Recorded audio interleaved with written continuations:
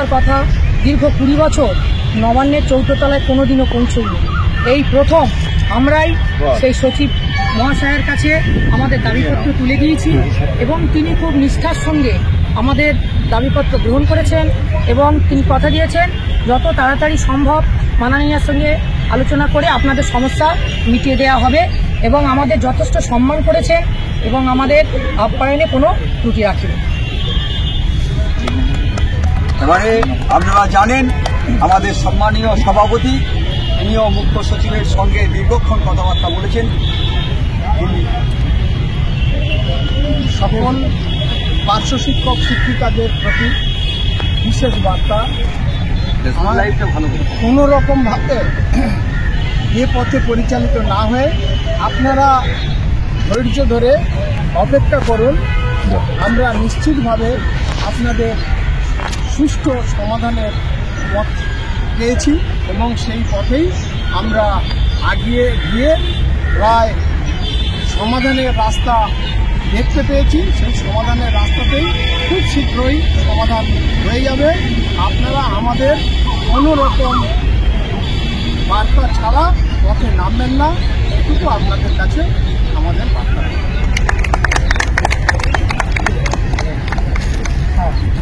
ধন্যবাদ সকলকে, ধন্যবাদ। আপনারা নিশ্চিন্তে থাকুন। সম্মানীয় উপদেষ্টা আব্দুল সালাম শেখ অত্যন্ত গভীর হয়ে আমাদের জন্য আছেন। দাদা পাতাটা উল্টা আপত্তি করে আর ওটাই প্রথম পাতা থেকে দেখি। আচ্ছা, এইটা যেহেতু ওইটা আছে একেবারে ক্লোজ, এইটা ছবি না তুললে নয়। উল্টা উল্টা পৃষ্ঠা উল্টা। আমি দিচ্ছি, ওই ছবি দিয়ে দিচ্ছি, আমার ছবি আপলোড করে দেবে, আমি দিয়ে দিচ্ছি। গ্রুপে দিয়ে দিলে সবাই পেয়ে যাবে।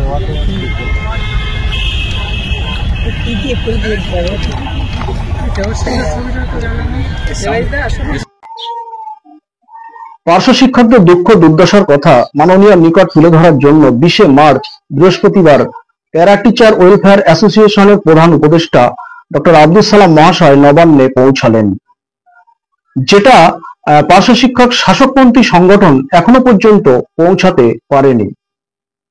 যে শিক্ষামন্ত্রী বিধানসভায় দাঁড়িয়ে মিথ্যা কথা বলেন যে 2015 সালে পার্শ্ব শিক্ষকদের সরকার বেতন কাঠামো দিয়ে দিয়েছে, অথচ পার্শ্ব শিক্ষকরা জীবন ধারণ করার মতো, ভালোভাবে বেঁচে থাকার মতো বেতন পর্যন্ত এখনো পান না, অথচ সেই মিথ্যাবাদী শিক্ষামন্ত্রীর উপরে এখনো ভরসা রাখেন শাসকপন্থী সংগঠন। পার্শ্ব শিক্ষকদের সমস্যার একমাত্র সমাধান কিন্তু মাননীয় মুখ্যমন্ত্রী, আর সেই পথেই হাঁটছেন ডক্টর আব্দুল সালাম মহাশয়। বৃহস্পতিবার বিশেষ কারণে মাননীয়ার সঙ্গে ডক্টর আব্দুল সালাম মহাশয়ের সাক্ষাৎ হয়নি, কিন্তু পশ্চিমবঙ্গ সরকারের মুখ্য সচিবের সঙ্গে দীর্ঘক্ষণ পার্শ্ব শিক্ষকদের জীবন যন্ত্রণা নিয়ে আলোচনা হয় এবং বেতন বৃদ্ধির দাবিপত্র মুখ্য সচিবের হাতে তুলে দেওয়া হয়।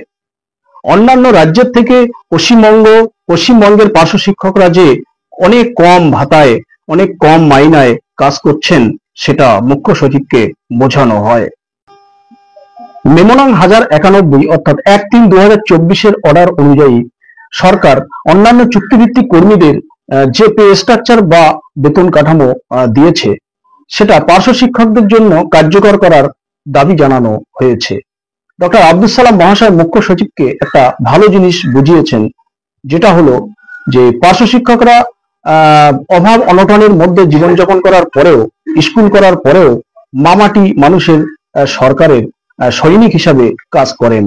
শিক্ষামন্ত্রীর গলায় মাঝে মধ্যে আওয়াজ ওঠে যে পার্শ্ব শিক্ষকরা সরকার বিরোধী, সেটা বোঝাতেই ডক্টর আব্দুল সালাম মহাশয় মুখ্য সচিবকে এবং তার দাবিপত্রে এই কথাটি উল্লেখ করেন যে পার্শ্ব শিক্ষকরা অভাব অনটনের মধ্যেও, স্কুল করার পরেও 95% পার্শ্ব শিক্ষক মামাটি সরকারের সৈনিক হিসাবেই কাজ করেন।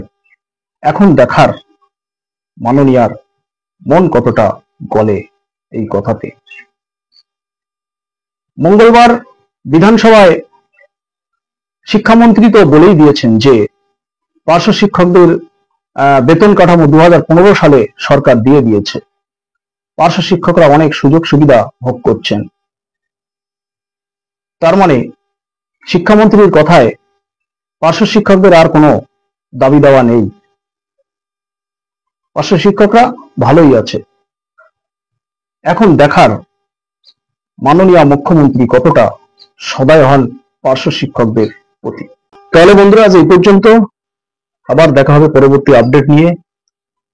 ততক্ষণে সকলে সুস্থ থাকুন, ভালো থাকুন, এবং যে সকল বন্ধুরা এখনো চ্যানেলটি সাবস্ক্রাইব করেননি, পরবর্তী আপডেট পাওয়ার জন্য চ্যানেলটি সাবস্ক্রাইব করে রাখুন।